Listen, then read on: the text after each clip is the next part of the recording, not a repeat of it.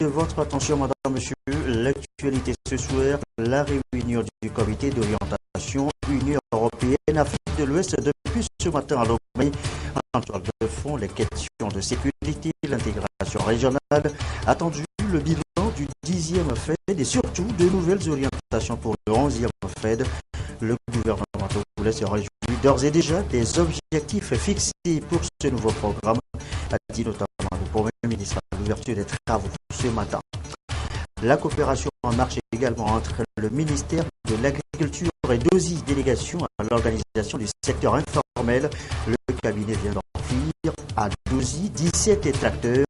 Les vrais bénéficiaires, eh bien, ce sont les membres de la MUIAP, mutuelle des agriculteurs, éleveurs et pêcheurs du Togo.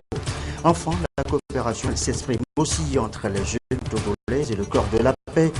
Elles sont 74 jeunes togolaises à camper depuis lundi à Bagbej, à l'initiative justement du corps américain. Voilà, madame, messieurs, le sommaire, bienvenue et bonsoir à tous. Image tout d'abord de l'entretien cet après-midi à la primature entre le Premier ministre, commissaire Lamklassou et l'ambassadeur Mouchira Katab. Elle est ancienne ministre égyptienne de la population de la famille et également secrétaire général du Haut Conseil national des femmes égyptiennes. Vous voyez là donc les images de cet entretien en présence notamment de l'ambassadeur d'Égypte au Togo. Rien n'a filtré au sortir de cette audience.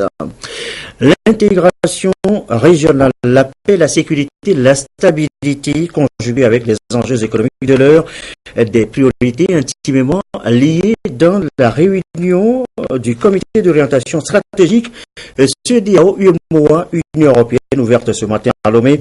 Une rencontre de bilan d'abord sur le financement du 10e FED et surtout les orientations à donner au 11e FED. Et d'ores et déjà, vous allez l'entendre, le gouvernement togolais se réjouit des objectifs assignés à ce nouveau programme et de ce support.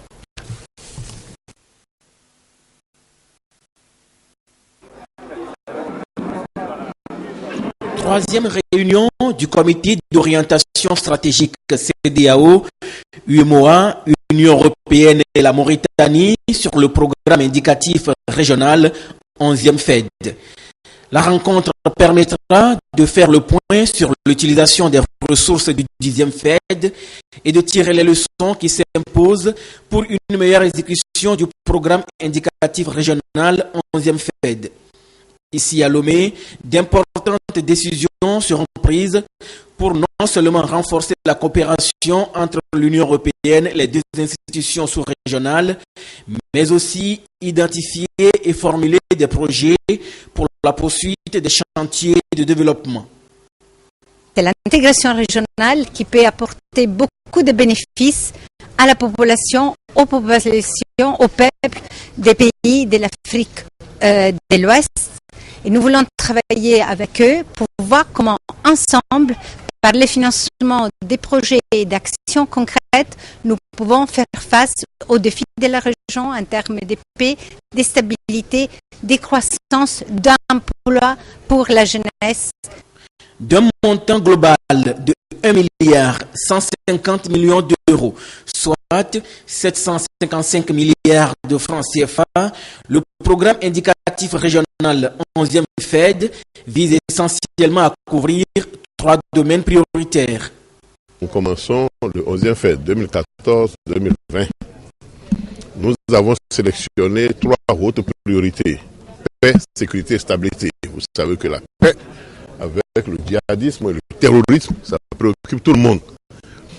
Le deuxième volet, c'est l'intégration. Favoriser et accélérer l'intégration.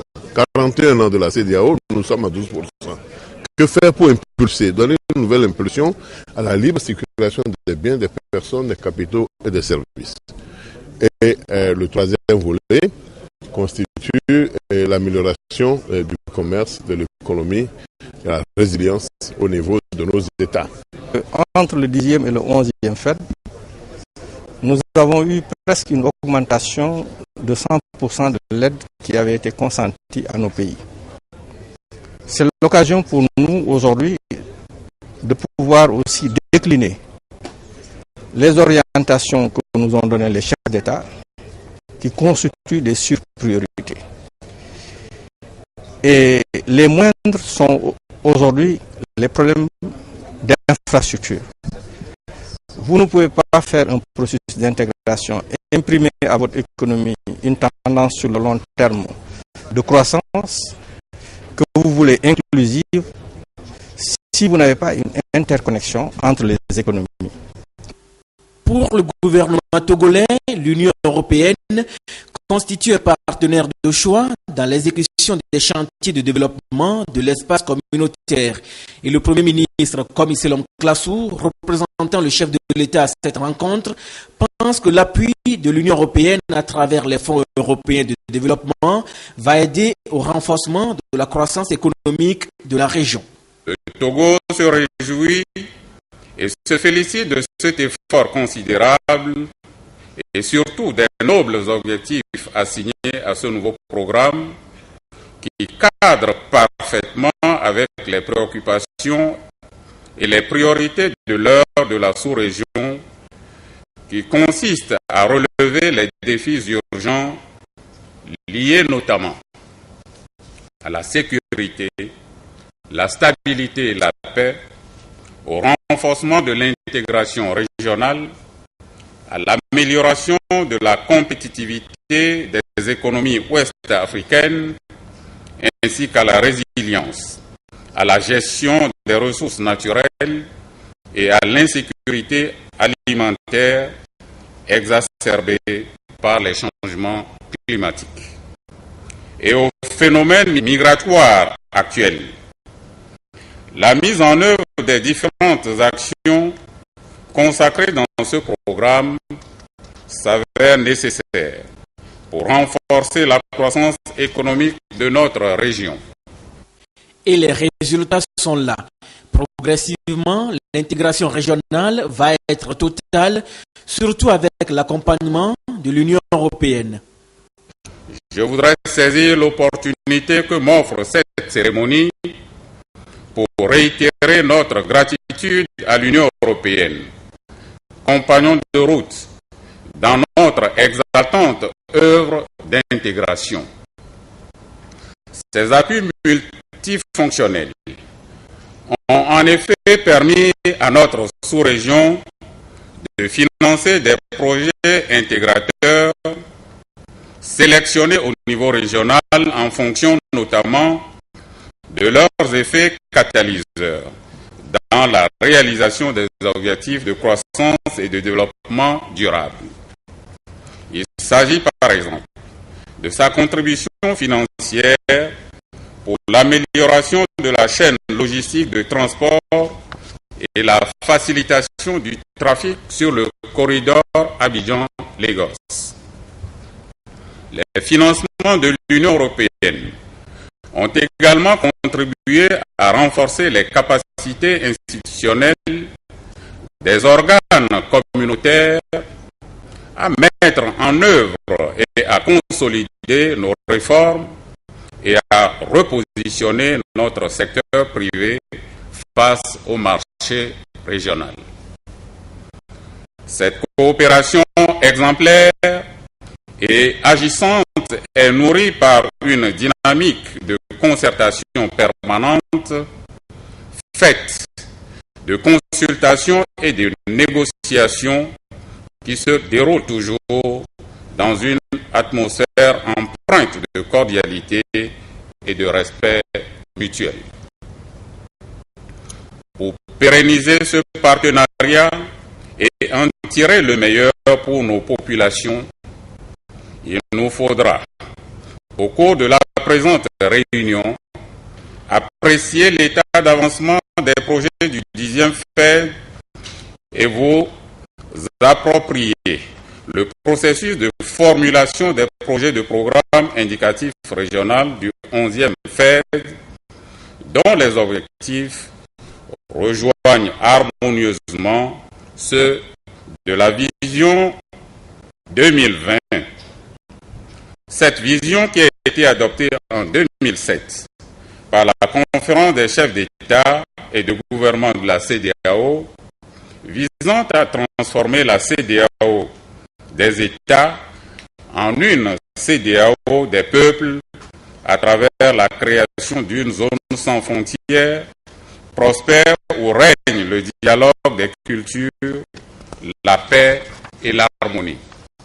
La réunion de ce jour se tient au moment où notre sous-région est en proie à l'insécurité persistante et grandissante.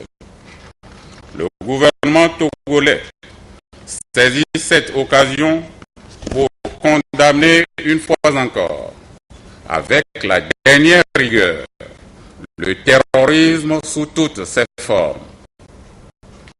Il est clairement établi que la menace terroriste et celle de la criminalité transfrontalière représentent non seulement un défi régional, mais aussi continental et mondial.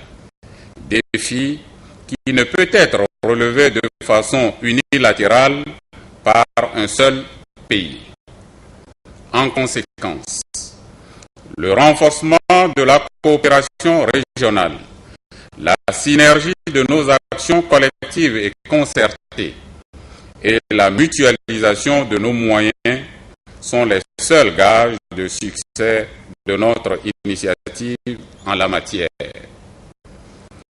C'est le lieu de saluer la vision des chefs d'État et de gouvernement de l'UEMOA qui, préoccupés par les questions de sécurité, ont créé le chantier paix et sécurité en vue de définir au sein de l'Union une politique et une stratégie commune en matière de paix et de sécurité pour assurer la quiétude de nos concitoyens.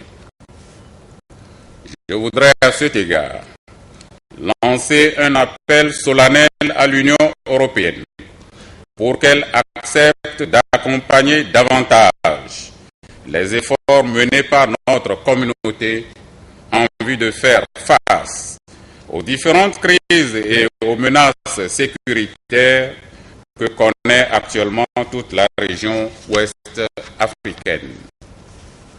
Dans cette perspective, il me plaît de porter à votre connaissance, en l'occurrence à l'attention de ceux qui ne le savent pas encore, que le Togo se prépare à abriter au mois d'octobre prochain le sommet extraordinaire de l'Union africaine sur la sûreté, la sécurité maritime et le développement en Afrique. Il s'agira pour notre pays, en accueillant cette rencontre capitale, de contribuer à la mise en œuvre de la stratégie africaine intégrée pour les mers et les océans, dans la mesure où elle met en relief l'importance d'une étroite coopération régionale, continentale et internationale contre la piraterie maritime, les trafics illicites de tout genre transitant par la mer, la pollution marine et l'épineuse question de la migration qui touche essentiellement la jeunesse. Les défis de développement de la région sont grands, surtout que l'Afrique de l'Ouest est devenue le théâtre d'une recrudescence des trafics de tout genre et surtout un terrain de prédilection de groupes terroristes. Cette rencontre de Lomé permettra d'échanger également sur d'autres sujets, notamment le Fonds fiduciaire d'urgence en faveur du Sahel et du bassin du lac Tchad, ainsi que l'état d'avancement du dossier relatif au programme APE pour le développement. Et l'Union européenne sur l'agenda 2014-2020 en Afrique de l'Ouest, c'est la lutte contre l'insécurité alimentaire, la promotion des mécanismes de maintien de paix et de l'état de droit. Voyons concrètement comment s'expriment les différentes interventions de l'institution dans la sous-région. C'est un document d'Augustin Kossi avec SR Laclé. La sécurité alimentaire, la stabilité et l'intégration économique régionale, des défis auxquels l'Afrique de l'Ouest est souvent confrontée.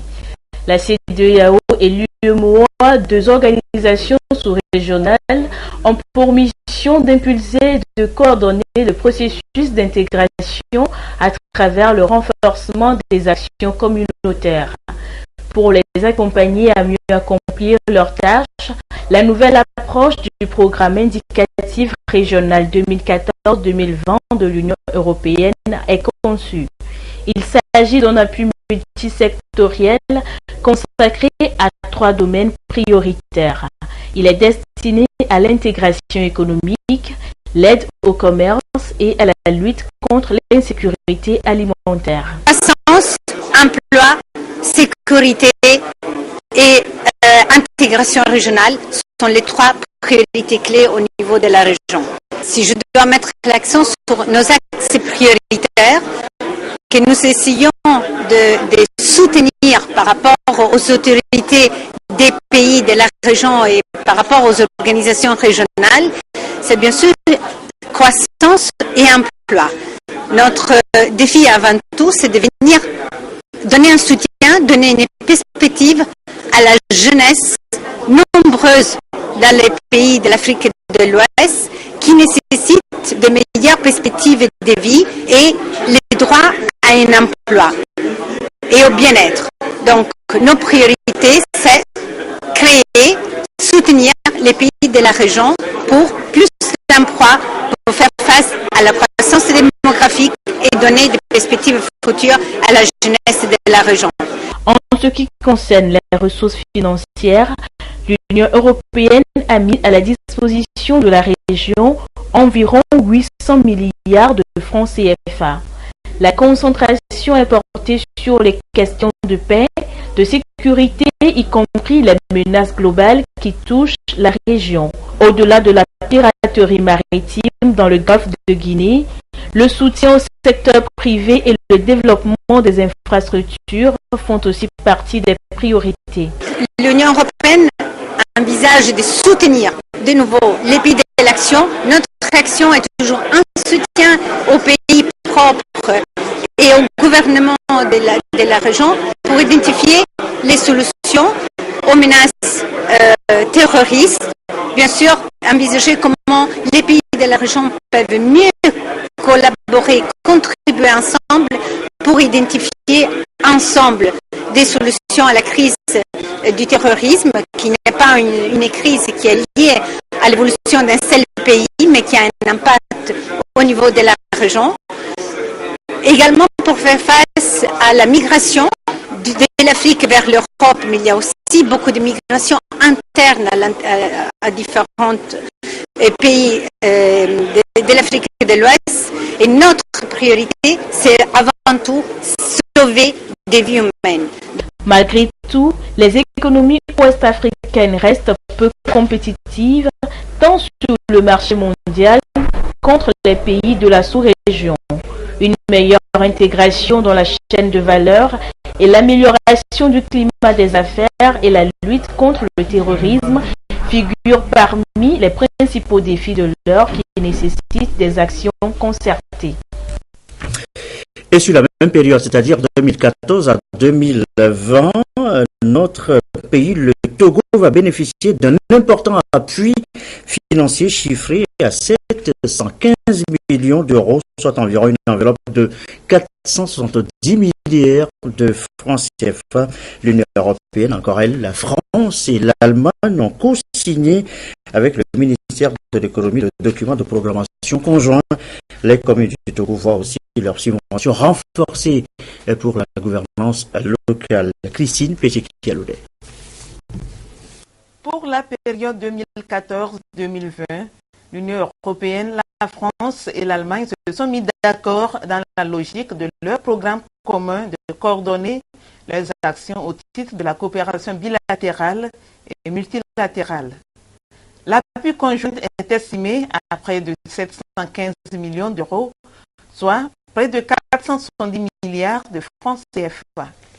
Les ambassadeurs des 3 chancelleries et le ministre en charge de l'économie ont signé le document de programmation conjointe qui concrétise ainsi cette synergie d'action. Nous avons les 3 axes traditionnels, ça veut dire le développement rural, la formation professionnelle et aussi la décentralisation. Et nous venons d'ajouter les 2 secteurs de l'énergie et de la santé.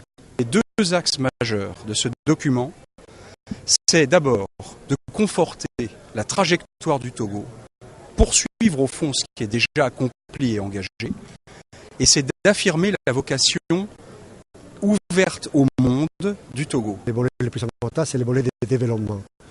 Comment offrir des opportunités sur place, ici. Comment aider à que les Togos puissent offrir et puissent remplir les aspirations de la jeunesse togolaise. Et dans ce cadre, on essaie de faire notre mieux avec l'aide au développement. Les interventions s'alignent sur la politique nationale de développement décrite dans la stratégie de croissance accélérée et de promotion de l'emploi. Elles sont relatives notamment à la formation professionnelle, l'énergie, la santé, la promotion de l'agriculture et l'appui à la société civile.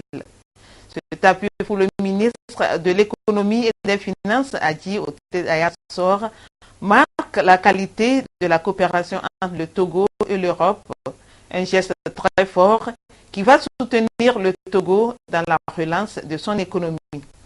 La décentralisation est également une des priorités de l'Union européenne.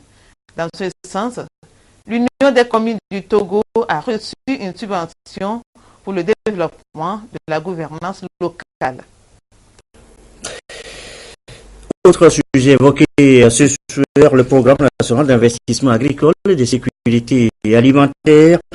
Bientôt la fin, dans maintenant 6 mois exactement, à quelques mois donc de l'échéance. Eh bien, les partenaires qui financent la Banque mondiale, le FID, j'en passe, évaluent le travail fait sur le terrain. Les résultats de cette mission ont été exposés ce matin. Que retient-on concrètement, Augustin Kossi, avec Adolphe Paka? La mise en œuvre du PADAT, projet d'appui pour le développement agricole au Togo et du PNPR, projet national de promotion de l'entrepreneuriat rural, répond à un besoin, celui de sortir les petits producteurs de la précarité à travers la distribution des intrants agricoles et les conseils techniques. Le PADAT est en phase d'achèvement et le PNPR est à sa 2e année. Dans l'exécution de ces 2 projets, le Togo a fait des efforts. Les partenaires financiers et techniques marquent une pause pour apprécier le chemin parcouru. Une pause obtenue suite à 2 semaines de mission de supervision conduite par le Fonds international pour le développement de l'agriculture et la Banque mondiale. Entre les 2 opérations, les PADAT, c'est dans une phase d'achèvement. Il y a des efforts supplémentaires à faire pour pouvoir amener à bien l'achèvement du projet. Et les PNPR, par contre, c'est une phase de démarrage. Et c'est qu'on a surtout concentré nos conclusions, nos constats et recommandations, c'est sur les renforcements et l'amélioration des dispositifs de mise en œuvre du projet. Les résultats sont satisfaisants. On a un taux de décaissement de 99,95% en mai dernier. Les indicateurs de performance sont tous ouverts. On est en train de préparer un financement additionnel qui va probablement être mis en vigueur d'ici la fin de l'année. Pour le PASA, on a un taux de décaissement de 97,84%.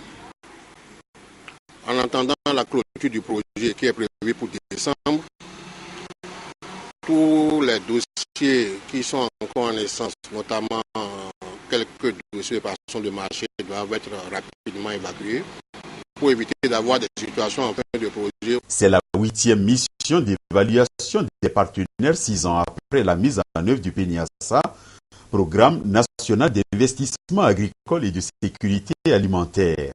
Satisfait si oui, mais des défis restent encore à relever pour relancer la production agricole. Je voudrais saisir cette occasion pour exprimer la gratitude du gouvernement togolais à l'endroit des différents partenaires techniques et financiers.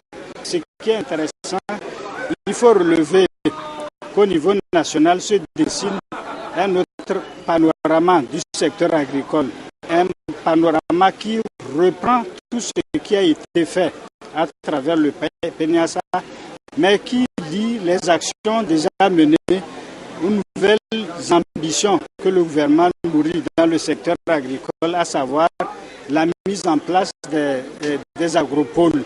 De nouvelles opportunités s'offrent donc au monde agricole au Togo. Finir en beauté le PADAT le 31 décembre prochain, mettre en place de nouveaux projets, pourquoi pas la première ferme agropole qui sera sans doute implantée dans la région de la Kara. L'agriculture encore et ses chiffres à retenir. 17, c'est bien, c'est le nombre. Le coût, 167 millions de francs CFA remis hier, mercredi, à Dozy, délégation de l'organisation du secteur informel. Le donateur, eh bien, c'est le ministère de l'Agriculture. Mais les vrais bénéficiaires, ce sont plutôt les membres de la MUAP, entendez, mutuelle des agriculteurs, pêcheurs et éleveurs du Togo. Le compte rendu, quoi siglé avec Chassimna Mbaga.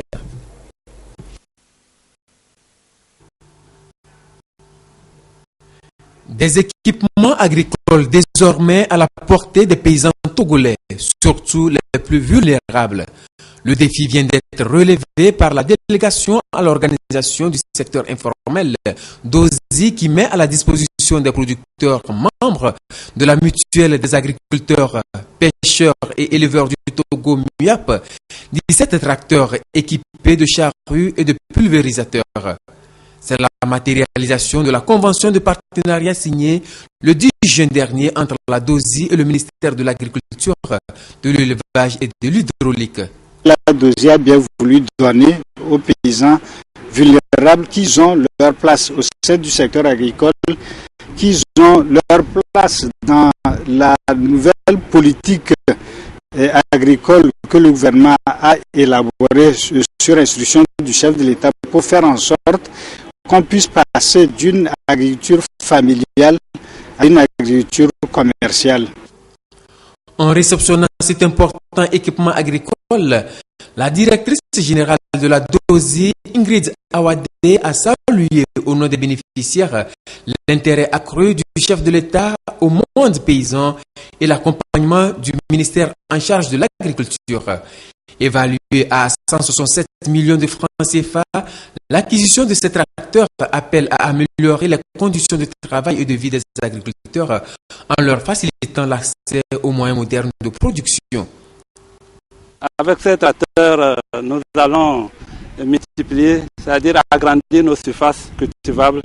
Ces tracteurs, c'est à travers la Dozy et le ministère de l'Agriculture, c'est leur entente mutuelle qui a permis à ce que ces tracteurs-là nous reviennent aujourd'hui. Nous les remercions infiniment et puis nos remerciements vont également au chef de l'État. La remise de ces tracteurs est le aboutissement d'un long processus à la base duquel se trouve l'organisation des paysans en mutuelle par la Dozy. Dans ce cheminement, la Dozy a été accompagnée par le Bureau international du travail. Et voilà. Aujourd'hui, ils ont les tracteurs, mais il y a tout le travail qui doit être fait,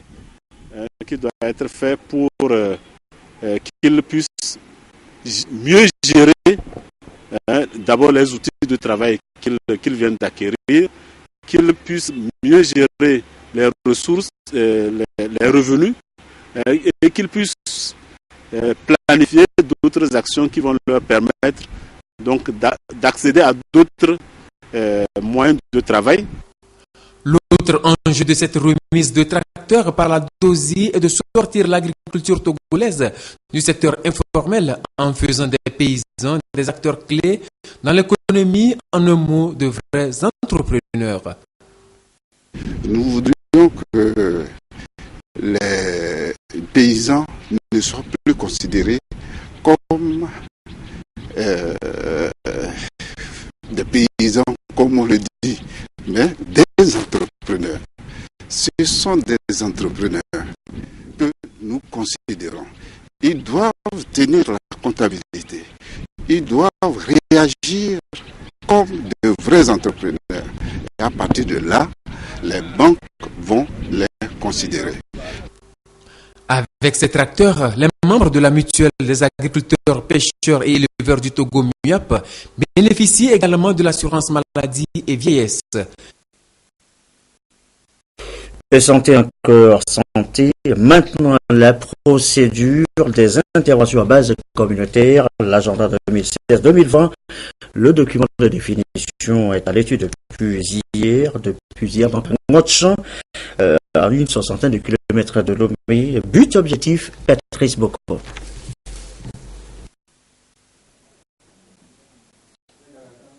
C'est en 2009 que le Togo s'est doté pour la première fois d'une politique de santé communautaire suivie d'un plan stratégique des interventions à base communautaire 2010-2013. Malgré les résultats obtenus, des défis restent encore à relever, d'où un plan stratégique. Il s'agit d'un manuel de procédure des interventions à base communautaire. Ce qui nous amène à valider ce manuel de procédure, c'est qu'il y a eu des goulots. Donc, des goulots qui sont constatés sur le terrain. Il y a des goulots liés à l'intégration des activités, des goulots liés à la coordination des interventions à base communautaire, des goulots qui sont liés à la mobilisation des ressources, des goulots liés à la motivation pérenne des agents de santé communautaire. L'agent de santé communautaire, quand il est bien supervisé et bien suivi, ils font des activités de qualité sur le terrain. Il peut prendre les cas de paludisme simple, il peut prendre en charge des cas de diarrhée, il peut prendre en charge des cas de pneumonie. Les soins de santé primaire occupent une place très importante dans la politique sanitaire du gouvernement togolais et la stratégie pour améliorer l'équité, l'accessibilité et la disponibilité du secteur nous laisse indifférentes les partenaires techniques et financiers. La TBF a pu obtenir un financement de Opportunity Fund l'année passée pour réviser sa politique de santé communautaire et cette année 2016 pour la révision des protocoles de mise en œuvre des services de santé communautaire. Donc, il s'est agi d'élaborer un nouveau manuel de procédure. Pour le représentant du ministre en charge de la santé, ce nouveau plan stratégique 2016-2020 servira de document d'orientation et d'espace de référence pour l'ensemble du secteur des interventions à base communautaire. Dans le reste de l'actualité, c'est 74 jeunes filles togolaises qui participent depuis lundi au 15e camp unité initié par les volontaires américains du Corps de la paix. Ces campeuses seront formées sur le développement, sur l'épanouissement. Ce camp, c'est à Babi, à l'est de Lomé. Lucassi, Félix et Simdacha. Venues des quatre coins du Togo, elles sont 114 jeunes filles, élèves et apprentis à prendre part à cette 15e édition du camp Unité. Une initiative de volontaires américaines du Corps de la paix en collaboration avec l'association chrétienne des jeunes gens IMCA. Ceci pour permettre aux campeuses de comprendre le rôle qui est le leur dans le développement du pays et d'acquérir des connaissances nécessaires pour leur leadership. Ce camp est très intéressant, j'ai appris beaucoup de choses, on nous a appris des choses sur l'inégalité des chances, de donner des chances égales aux hommes tout comme aux femmes, l'importance de l'éducation des filles, le leadership. Les gens qui sont ici représentent toutes les régions de le pays. Ils participent dans une sorte de compétition pour être ici et ça inclut aussi quelques membres des anciens camps qui deviennent les formateurs de ce camp-ci. Diverses activités ont été développées à ce camp. Elles visent à promouvoir une vie saine, développer des compétences de vie courante et des qualités de travail en équipe chez ces jeunes filles. C'est avec l'appui de l'ambassade des États-Unis au Togo. Ils doivent faire le volontariat, par exemple, pour participer avec leurs voisins, de voir ce qu'ils peuvent faire pour la communauté, pour améliorer les conditions dans la communauté. Il faut être au courant de ce qui se passe dans le pays et ce qui se passe dans le monde entier. Ils doivent travailler dur pour obtenir une bonne éducation. Et parce que l'éducation est clé pour les citoyens, pour la participation civique active dans une démocratie. Placé sous le thème « Je suis jeune, je suis l'avenir du Togo », ce camp couvre 2 semaines dont la première a été réservée aux jeunes garçons. Plusieurs critères tels que l'excellence à l'école ont permis de sélectionner les campeuses. Il est 20h30. L'autre actualité, c'est le sport. Et M. Claude Amand vient de nous rejoindre. Bonsoir, mon Dieu. Bonsoir, bonjour. Bien, on va parler maintenant sport. Et l'actualité, ce sont les derniers qualifiés pour la 8e de finale de l'Euro 2016. Effectivement, Gerson, il s'agit du Portugal, de l'Irlande, de la Belgique, de l'Italie et de l'Islande. Ces pays ont obtenu leur billet lors des derniers matchs de poule qui ont connu des fortunes diverses.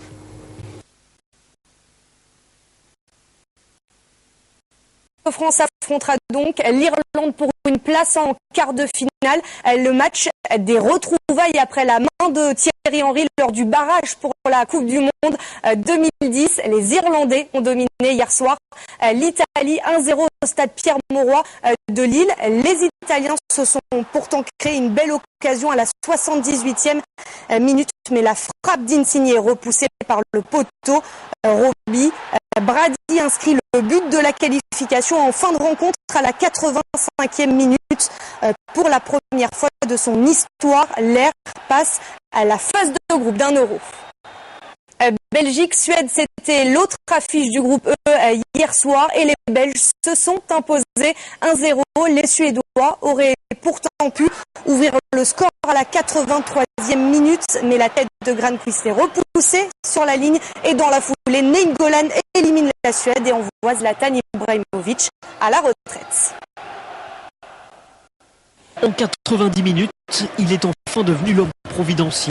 Ce costume de leader incontesté qu'il peinait à enfiler depuis le début de l'Euro semble enfin taillé pour ses épaules. À lui tout seul, le Portugais a su sortir sa sélection d'un véritable traquenard. Rapidement mené après un but de Gérard, la Seleção revient d'abord au score par l'intermédiaire de Nani sur une jolie passe de Ronaldo. Le scénario est ensuite incontrôlable. Djudjak redonne l'avantage à la Hongrie sur un coup franc dévié avant que Ronaldo ne dégaine pour la première fois. Aujourd'hui, on parlait beaucoup de Ronaldo et c'est normal parce que Ronaldo est le meilleur au monde. Un passe décisive et 2 buts. Et les 2 buts, il faut les chercher parce que le premier, c'est vraiment fantastique. Et le deuxième, il va chercher très haut avec des têtes incroyables. Il marque. Donc je pense que cette match-là, le plus important pour Portugal, c'était qualifier. Se qualifier, les 2 mots tournent en boucle dans la tête de Ronaldo. Foudrage après le 3e but de Djudjak, la star madrilène joue finalement les sauveurs. Ronaldo inscrit son 8e but dans un championnat d'Europe. Le Portugais devient également le premier joueur à inscrire au moins un but dans 4 Euros consécutifs. Et 3-3 score final. Le Portugal, meilleur 3e, rejoint la Croatie en 8e de finale avec un constat implacable. Son maître à jouer monte en puissance. Les équipes du groupe F nous ont offert un finish passionnant. L'Islande qui dispute son premier Euro s'est qualifiée pour les huitièmes de finale. Les Islandais ont dominé l'Autriche 2-1 avec un but à la 94e minute. Une réalisation de Traustason qui a rendu hystérique le commentateur islandais.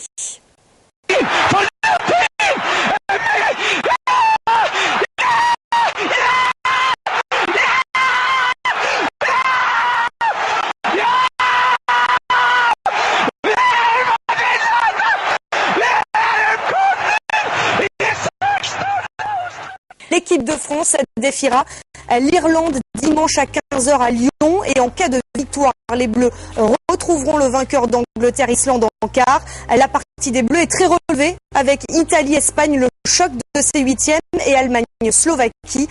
Dans l'autre partie, le Portugal défiera la Croatie samedi à Lens. Oui, il n'y a que le football pour rendre si hystérique. Mais on va parler tout de même de l'escrime et du basketball pour clôturer cette page des sports. Oui, ce soir, on retiendra en escrime le bon comportement des Français au championnat d'Europe qui se déroule actuellement en Pologne. Et au basketball, c'est l'accueil réservé au capitaine LeBron James et ses coéquipiers à Cleveland après leur victoire en finale de la NBA. Pour l'escrime française en Pologne, le sabreur Vincent Stett a décroché l'argent au championnat d'Europe hier en s'inclinant en finale contre l'Allemand Bénédicte Wagner, 15 touches à 13. Et pour s'offrir ce premier podium européen en individuel, le Français a dû se défaire en demi du champion du monde en titre, le Russe Alexei Yakimenko. Une performance prometteuse à un peu plus d'un mois des Jeux Olympiques de Rio pour lesquels il est déjà qualifié. Vincent Stett apporte à la France sa 5e médaille de la compétition, après notamment l'or de Yannick Borel à l'épée et l'argent d'Erwan Lepéchou au fleuret. Ils ont offert à leur ville un premier titre depuis 52 ans. Alors forcément, Cleveland a vécu une journée exceptionnelle quand les Cavs ont défilé avec leurs trophées. LeBron James, Kyrie Irving et consorts se souviendront longtemps de leur parade de champion NBA.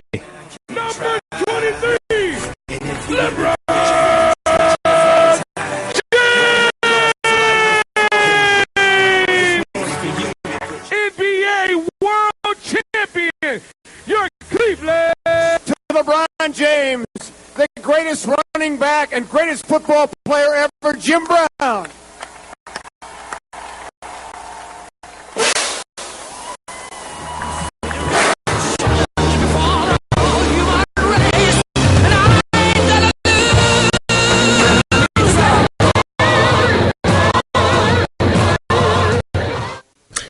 Et voilà tout pour cette page de sport Gerson. Rendez-vous samedi dans Sport et Détente. Merci beaucoup pour cette joyeuse page des sports de ce jeudi. Merci. Et chers Claude, c'est la fin de cette édition. Je vous souhaite une très belle soirée.